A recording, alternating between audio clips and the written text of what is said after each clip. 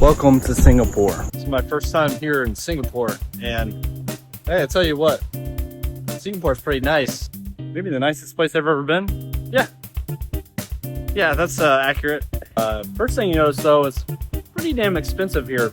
Reminds me a lot of the U.S. prices. Like I just went to the 7-Eleven, got $3-4 bottle of water. And it's a stark shock because I just came from Thailand, and you go to buy a bottle of water in Thailand and it's like 25 cents. And you go here and it's $3.50 for a bottle of water. It's not that far away. So why is everything here so damn expensive? Well, from my understanding that everything is imported here. They don't grow anything. They don't, as far as especially food, they don't farm any fruits, vegetables, and they don't raise any livestock. So especially with food and beverages, everything is imported. Heard that the GDP here is highest of anywhere in the world, and it's pretty clear to see that because I'm not in a busy area, and I'll go to use some exercise equipment in kind of a random area that's got very slow traffic, and everything is still immaculate here. Like, look, I don't even see any electric poles anywhere. Those are a couple light poles there, and it's got a pretty cool history. It's from my understanding, it's in such an ideal location for shipping routes historically, so that's why Singapore is so wealthy. But I will say things function very smoothly here and efficiently, and they have really good tech. And you notice that everywhere, from the train system that I use to get over downtown. Conveniently has a train there at the airport. The other thing that's interesting here is some pretty strict laws. Gum is illegal here. Chewing gum gets you pretty big trouble. They don't even let you bring it in. Can't buy it anywhere.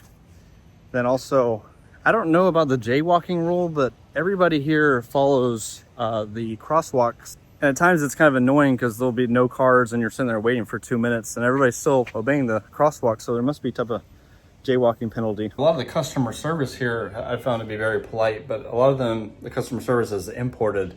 A lot of Filipinos here, or people from Malaysia, India, maybe some Nepal. I think Singapore, by the way, is the most amazing place I have yet to go to. It was incredible. Even outside of the main tourist areas, you get off kind of on a slow street, like out of the middle of nowhere in the city, and it's meticulously awesome. The grass is manicured, the sidewalk is perfect. There's tunnels and bridges. I'm like, what is going on here? So the food was incredible. I went up to the Marina Bay Sands. It's this, I've never seen anything like this building. It's 3 towers, and at the top, it's like this cruise ship. It's not really a cruise ship, but it looks like a cruise ship with just an overview of the whole city. And we went up there at night. Highly recommend you do that. But, Singapore, really just completely blew me away. But the big downside to Singapore is that it's very expensive. And it was also probably the most expensive place I've ever been. It's, Tokyo's kind of similar there, but went to the food court. Cost $20 to eat. The first hotel I got was $120 a night US, which was just kind of like a regular hotel room. But I ended up switching over to an area called Geylang, and that's actually the cheaper part of town. And there's a hotel over there called the Bright Star Hotel. So if you're in Singapore, I highly recommend the Bright Star. It was $80 a night Singapore dollars, which I think comes out to about $60 US. And the thing about Geylang, it's kind of in what they consider to be the red light district. What was nice about Geylang is it was the cheaper part of town, and there's also a lot of Indians there. It's kind of like Little India.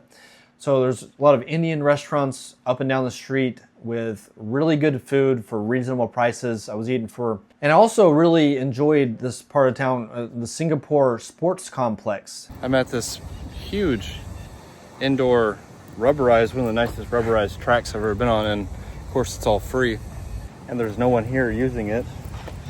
I'm at the Singapore National Stadium complex, and I don't know the exact details behind it, but it's almost like they hosted the Olympics, or maybe the Southeast Asia Olympics there, because this facility had everything and it was immaculate, and everything when I went there was free. So I took advantage of this outdoor running track. It's kind of something I've been experimenting lately with my exercise routine, is to try to run 400 meters and 200 meters and get back in shape that way.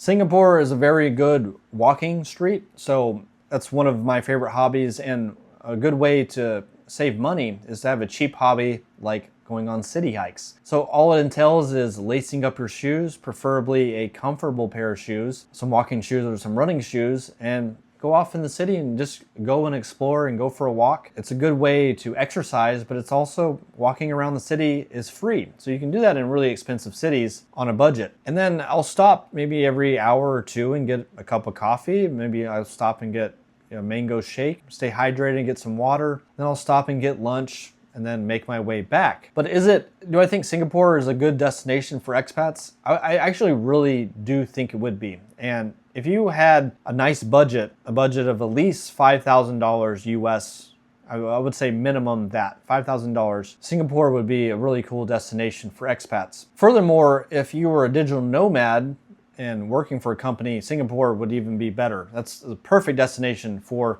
well-earning digital nomads. But the downside is that if you're not making at least $5,000 a month, then you simply can't afford Singapore. Another thing is, I did not feel the dating opportunities were very good there. And that's not a high priority for everyone, but I'm just saying, as a Westerner, there's some countries that you show up in and you just get a lot of looks and you get a lot of matches online. Singapore is not one of those. I actually felt like it would be very difficult to date there. Okay, well anyways, thank you guys so much for watching. Please like the video, subscribe to the channel, and I'll see you soon in the next video.